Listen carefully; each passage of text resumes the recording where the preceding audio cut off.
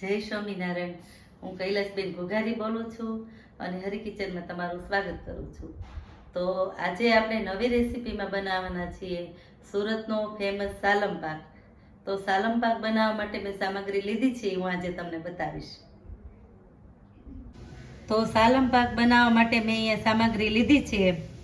તો મેં અહીંયા 200 ગ્રામ અમૂલનો પાવડર લીધો છે અને આ આપણે માવો બનાવવા માટે 200 ગ્રામ લીધો છે અમૂલ પાવડર. મિલ્ક પાવડર જે આવે એ પાવડર છે આપણે. અને 200 ગ્રામ આપણે ખજૂર લીધો છે. ખજૂરમાં મેં ઠળિયા સરસ રીતે કાઢી લીધા છે. 100 ગ્રામ આપણે બદામ લીધી છે. 100 ગ્રામ આપણે પિસ્તા લીધા છે. પછી આપણે 100 ગ્રામ ખારેક લીધી છે. ખારેક મેં આ રીતે આખી લીધી હતી અને મિક્સર જારમાં સરસ રીતે મેં કર્સ કરી લીધી છે. 100 ગ્રામ આપણે અખરોટ લીધા છે. 100 ગ્રામ આપણે અંજીર લીધા છે. 100 ગ્રામ આપણે મગજતરીના 2 લીધા છે. આપણે 100 ગ્રામ આપણે કાજુ લીધા છે અને આપણે 100 ગ્રામ આપણે સિંગોડાનો લોટ લીધો છે. 400 ગ્રામ આપણે ખાંડ લીધી છે. તો હવે આપણે જે કાંઈ મસાલામાં આપણે સાલમ પાકમાં એડ કરવાનું છે, હવે હું મસાલા તમને બતાવીશ. તો હવે આપણે 500 ગ્રામ ઘી લીધું છે. આપણે સુમલ ડેરીનું લીધું છે અને આપણે 500 ગ્રામ દૂધ લીધું છે. એકદમ ફેટવાળું દૂધ લીધું છે આપણે દૂધની મલાઈ લીધી છે. આપણે મિલ્ક પાવડર લીધો છે, એમાં આપણે માવો બનાવવા માટે આપણે આ મલાઈ લીધી છે. પછી આપણે આ ગંઠોડા પાવડર લીધો છે. ગંઠોડા પાવડર આ રીતનો આવે, આપણે કોઈ પણ બેકરી કે કોઈ પણ સ્ટોરમાં તમને આ પાવડર મળી જશે. અને આ જે ગંઠોડા પાવડર છે એકદમ લોહી બને અને એકદમ શરીર માટે સારો છે એમ. પછી આપણે મરી પાવડર લીધો છે 2 ટેબલ સ્પૂન જેટલો. આ ગંઠોડા પાવડર પણ આપણે 2 ટેબલ સ્પૂન જેટલો જ લીધો છે. મરી પાવડર 2 ટેબલ સ્પૂન જેટલો લીધો છે. આપણે સૂંઠ પાવડર લીધો છે 2 ટેબલ સ્પૂન જેટલો. આપણે 32 લીધું છે 2 ટેબલ સ્પૂન જેટલું. 32 થી આપણે લોહીનો સુધારો પણ આવે અને શરીર પણ આપણું હેલ્થી રહે છે. અને આપણે આ પાવડર નાખીએ એટલે બધા જ જાતના પાવડર આની અંદર આપણે આવી જાય છે એમ. આપણે જાવેત્રી લીધી છે, જાવેત્રીનો પાવડર. આપણે જાવેત્રી આખી હતી, આપણે મિક્સર જારમાં સરસ રીતે જાવેત્રી કર્સ કરીને આપણે આ રીતે પાવડર બનાવી લીધો છે. 2 ટેબલ સ્પૂન જેટલી જાવેત્રી પાવડર લીધો છે. પછી આપણે 25 ગ્રામ આપણે ચારોલી લીધી છે. 2 ટેબલ સ્પૂન જેટલો આપણે જાયફળ પાવડર લીધું છે. 25 ગ્રામ આપણે ખસખસના 2 લીધા છે. આપણે 20 નંગ આપણે એલચી લીધી છે.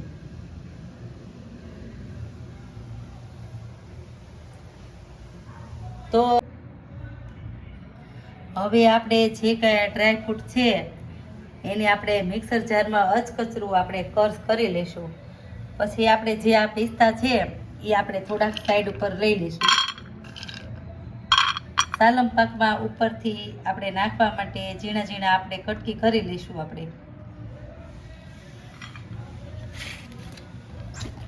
હવે આપણે આ મિક્સર જારમાં બધા અચકચરા કર્સ કરી લઈશું.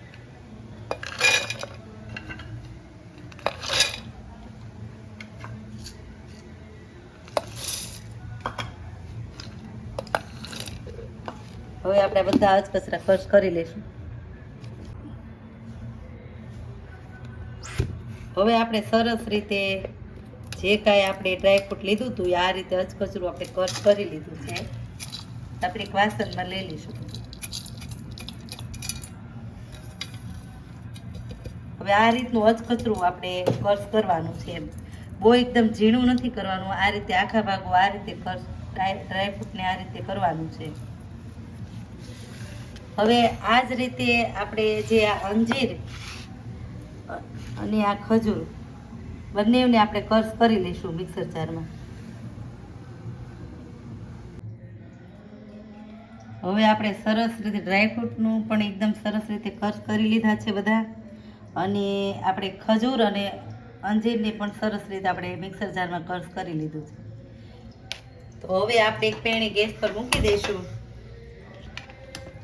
અને જે આપણે આ 200 ગ્રામ જેટલો જે મિલ્ક પાવડર લીધો હતો, અમૂલનો મિલ્ક પાવડર, એ આપણે બધું પેણીમાં એડ કરી દઈશું. આપણે આને માવો બનાવી લઈશું. ઘણા લોકો પેંડાનો માવો નાખે છે, પણ હું આને મિલ્ક પાવડરમાં જ તે હું માવો બનાવીશ એમ. હવે આપણે આ દૂધની મલાઈ લીધી છે, આપણે એડ કરી દઈશું.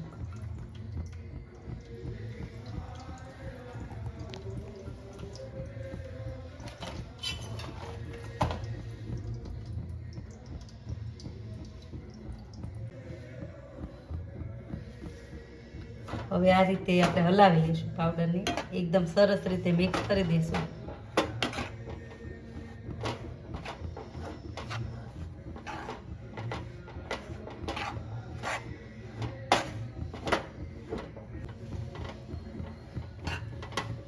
આ રીતે માવો પણ એકદમ સરસ રીતે છૂટો પડવા માંડ્યો છે, અને આપણે આ માવાની અંદર 1 ચમચી જેટલું આપણે ઘી એડ કરીશું.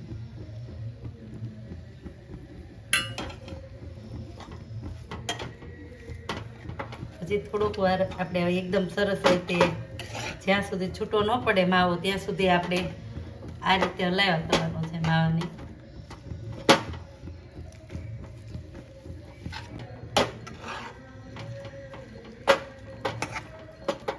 આ રીતે સરસ રીતે તમે જોઈ શકો છો, માવાની એકદમ સરસ રીતે કણી કણી પણ થઈ ગઈ છે, અને છૂટો પણ પડી ગયો છે એકદમ.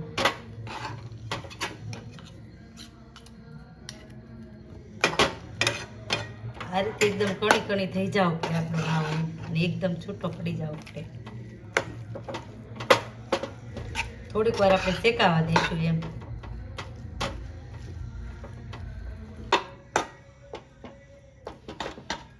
હવે આપણો માવો સરસ રીતે એકદમ છૂટો પડી ગયો છે, તમે જોઈ શકો છો. એકદમ કણીદાર આપણો માવો બન્યો છે.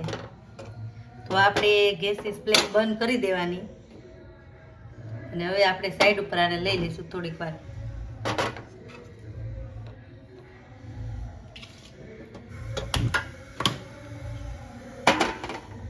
હવે એક આપણે તગારું લીધું છે, ગેસ પર તગારું. હવે આપણે આની અંદર થોડુંક 250 જેટલું આપણે ઘી એડ કરીશું.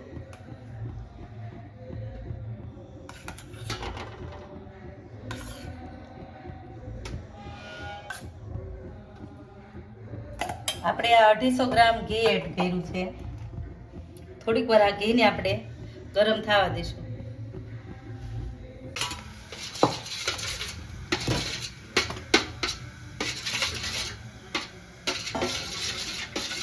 હવે સરસ રીતે આપણું ઘી પણ ગરમ થવા આવ્યું છે.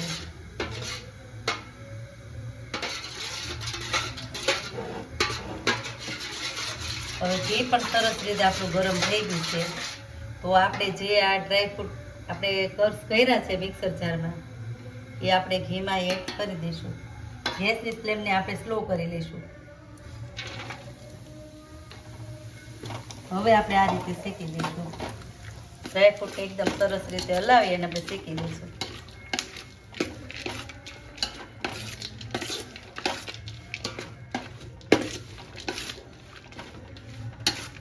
આ રીતે સરસ રીતે શેકી લઈશું. થોડીક વાર આપણે ઘીમાં આ રીતે શેકાવા દઈશું, પછી આપણે બધા મસાલાને એડ કરવાના છે.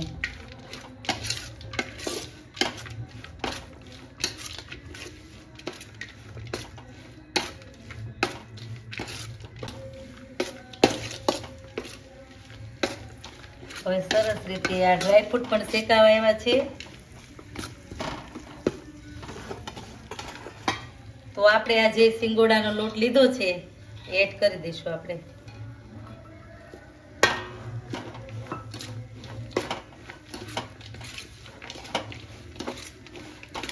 એકદમ સરસ રીતે મિક્સ થઈ જાય.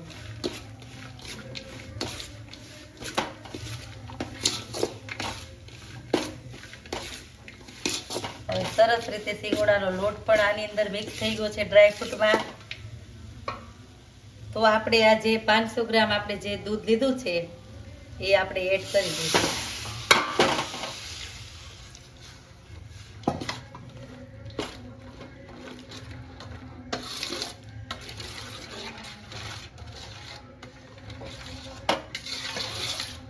આ રીતે થોડીક વાર આપણે હલાવ્યા કરશું. આ રીતે દૂધ પણ બળી જાય ત્યાં સુધી આપણે આ રીતે હલાવ્યા કરશું.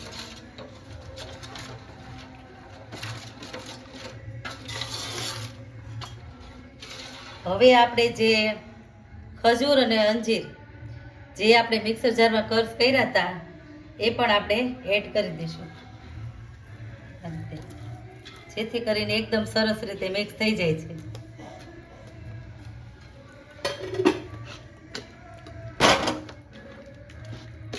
આ રીતે સરસ રીતે મિક્સ થઈ જાય.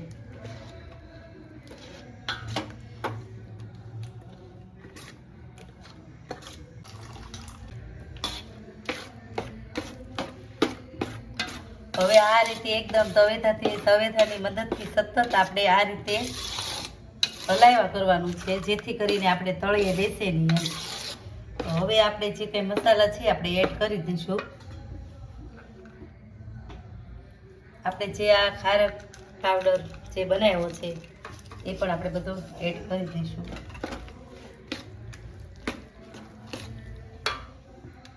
આપણે મરી પાવડર એ પણ એડ કરી દઈશું. સૂંઠ પાવડર એ પણ એડ કરી દઈશું. જાવેત્રી પાવડર એ પણ એડ કરી દઈશું.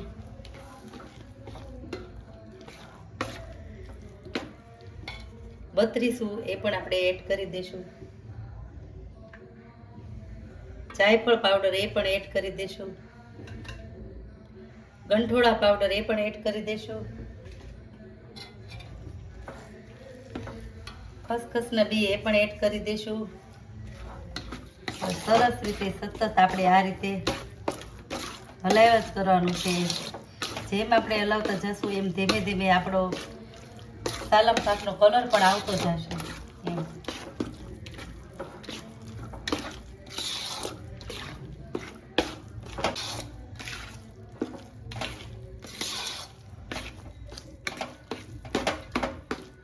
હવે આપણે આ જે ચારોલી કર્સ કરી હતી એ પણ આપણે એડ કરી દઈશું. આપણે એલચી એ પણ એડ કરી દઈશું.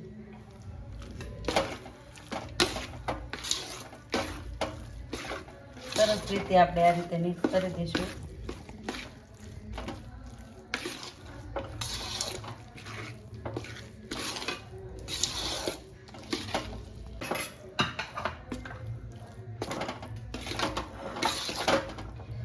હવે આપણે જે આ માવો છે પેંડાનો એ પણ આપણે બધો એડ કરી દઈશું.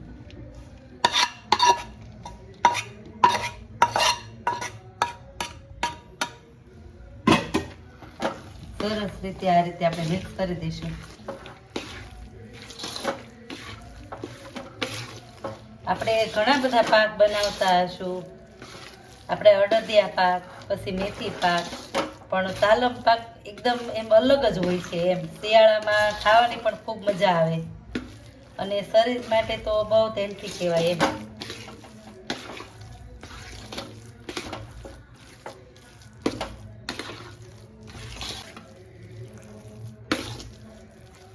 હવે માવો પણ સરસ રીતે મિક્સ થઈ ગયો છે, તો આપણે જે 400 ગ્રામ ખાંડ લીધી છે એ પણ આપણે એડ કરી દઈશું.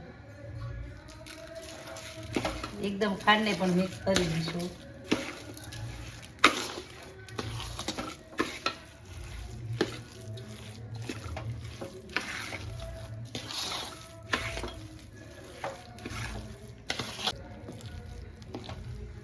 હવે આપણે સરસ રીતે સાલમ પાકનો કલર પણ સરસ રીતે પકડાઈ ગયો છે અને હવે આપણે થોડું ઘી એડ કરીશું. હવે એટલું વધ્યું છે એટલું આપણે ઉપરથી એડ કરી દઈશું.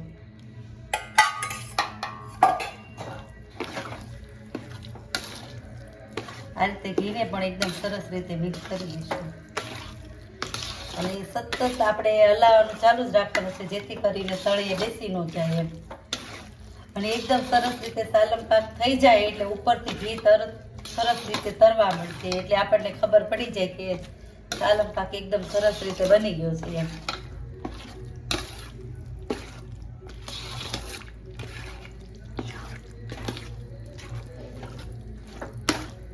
આ રીતે સતત આપણે હલાવવાનું ચાલુ જ રાખવાનું છે એમ.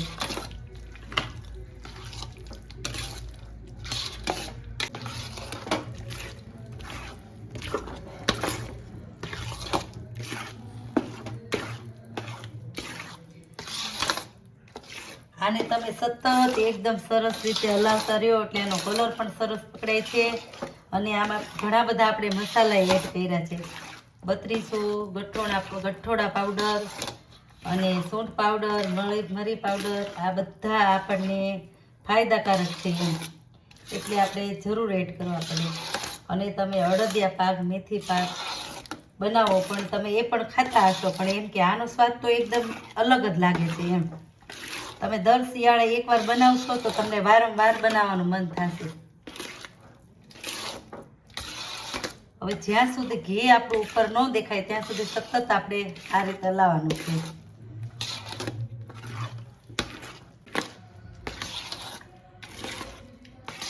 આ એકદમ સરસ રીતે ઘાટું થાય ત્યાં સુધી આપણે આ રીતે હલાવ્યા જ કરવાનું છે.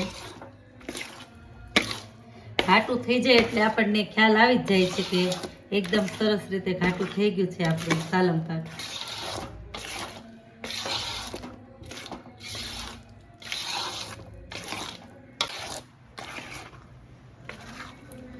હવે આપણે સરસ રીતે આપણે સાલમ પાક ઘાટો થવા આવ્યો છે અને તમે જોઈ શકો છો આ રીતે એનો કલર પણ એકદમ સરસ રીતે ચેન્જ થઈ ગયો છે. અને આપણે આ રીતે પ્લેટમાં એડ કરી અને આપણે જોવાનું છે કે આ ઘાટો થયો છે કે નથી થયો. થોડીક વાર આપણે ઠરવા દઈશું, જોઈ લઈશું. ત્યાં સુધી આપણે સાલમ પાકને હલાવ્યા કરશું. આ રીતે આપણે હલાવ્યા કરશું.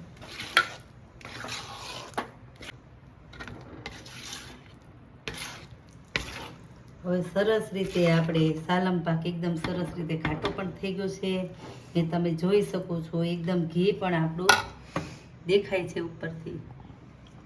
એકદમ સરસ રીતે ઘી પણ આપણું ઉપર આવી ગયું છે. હવે આપણે એકદમ ગેસની ફ્લેમ બંધ કરી અને આપણે એક ચોકીમાં આપણે લઈ લઈશું સાલમ પાકને. હવે આપણે સરસ રીતે ચોકીમાં ઘી પણ લગાવી દીધું છે અને હવે આપણે જે આ સાલમ પાક છે ચોકીમાં આપણે પાથરી લઈશું આ રીતે.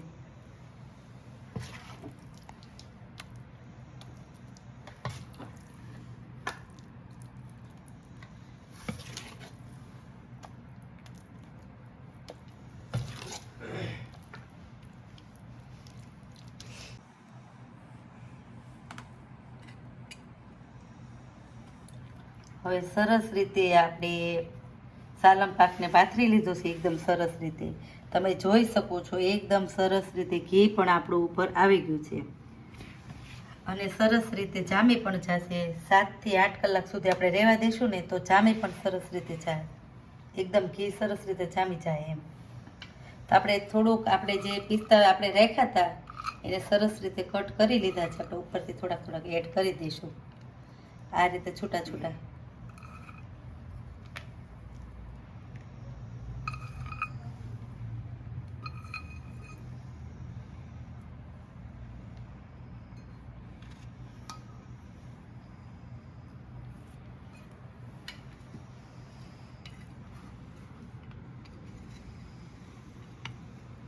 તમને જો બહુ ઘી લાગતું હોય તો થોડુંક તમે સાઈડ પર પણ કાઢી શકો છો એમ, પણ સાલમ પાકમાં એટલું ઘી તો આપણે જોઈ જ છીએ એમ.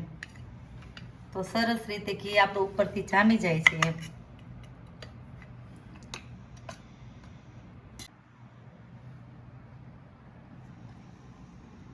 હવે આપણે આને ફ્રીજમાં નથી રાખવાનું કે શિયાળો છે એટલે એકદમ સરસ રીતે આ સાલમ પાક સરસ રીતે જામી જશે અને આપણે 7 થી 8 કલાક સુધી આપણે આને બહાર રહેવા દઈશું એટલે સરસ રીતે આ જામી જશે અને પછી સરસ રીતે આપણે રેપલા પાડી લઈશું.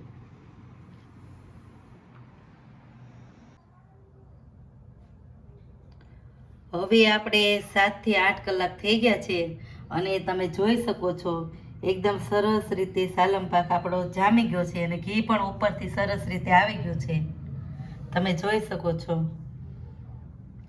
આ રીતે આપણે સાલમ પાકનું જે ઉપરથી જે ઘી જામી ગયું છે, આપણે પહેલાં ઘી એમનેમ જ રહેવા દીધું હતું એટલે સરસ રીતે જામી ગયું છે. હવે આપણે આને કાપા પાડી લઈશું.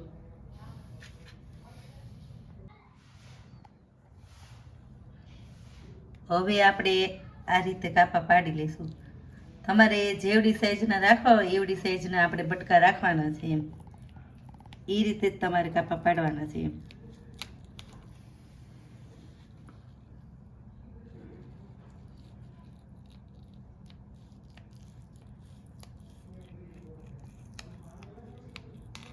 આ રીતે એક સરખા કાપા પાડવાના છે.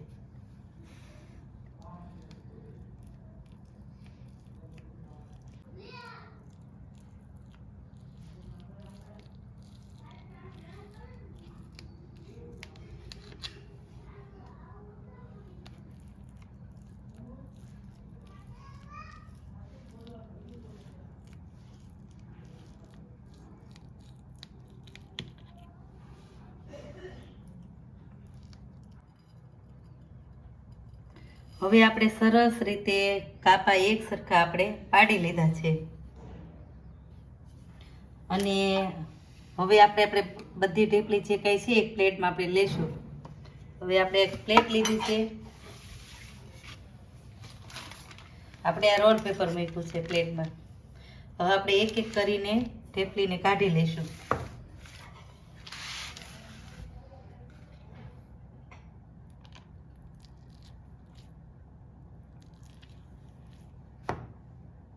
આ રીતે આપણે ધીમેથી જ કાઢવાની છે.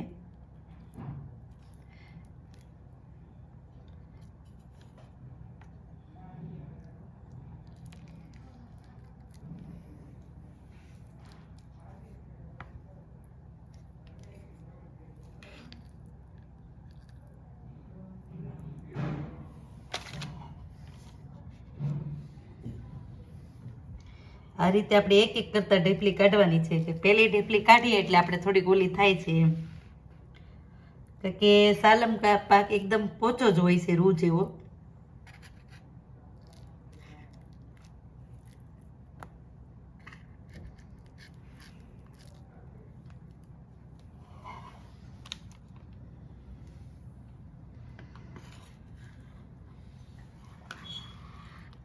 બે ઢેપલી કાઢીએ ત્યારે આપણે થોડીક કાઢવામાં તકલીફ પડે છે, પણ પછી તો આપણે આસાનીથી ઢેપલી નીકળી જાય છે.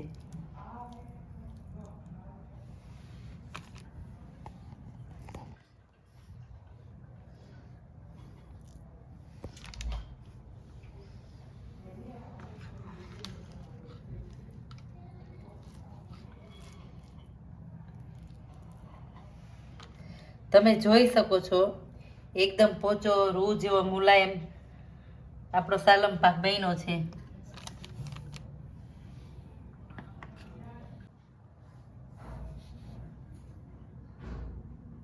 હવે સરસ રીતે આપણે બધી ઢેપલીને એક પ્લેટમાં લઈ લીધી છે અને સરસ રીતે તૈયાર. આપણે કોઈને લાગે નહીં કે આ સાલમ પાક ઘરે જ બનાવ્યો છે એમ, સેમ આપણે દુકાન જેવો જ તે આપણે ફરસાણ જેવો જ આપણે સાલમ પાક બન્યો છે. અને તમે જોઈ શકો છો એકદમ પોચો અને રૂ જેવો મુલાયમ આપણો સાલમ પાક બન્યો છે અને ખાવામાં પણ ખૂબ સ્વાદિષ્ટ અને ટેસ્ટી અને દેખાવામાં પણ સારો લાગે છે એમ. સરસ આપણો સાલમ પાક બનીને તૈયાર થઈ ગયો છે. તો તમે પણ ઘરે એકવાર આ રીતે જરૂરથી બનાવજો, ખૂબ ભાવશે અને ખૂબ સ્વાદિષ્ટ લાગશે એમ, અને ખાવાની પણ મજા આવશે. તો તૈયાર છે આપણો સુરતનો ફેમસ સાલમ પાક. અને જો તમને મારી આ સાલમ પાકની રેસીપી પસંદ આવી હોય તો એને લાઈક કરજો, શેર કરજો અને મારી ચેનલને સબસ્ક્રાઈબ કરજો અને બેલ આઇકન દબાવવાનું ભૂલશો નહીં. અને કમેન્ટ કરી જરૂર કહેજો કે મારા સાલમ પાકની રેસીપી તમને કેવી લાગી.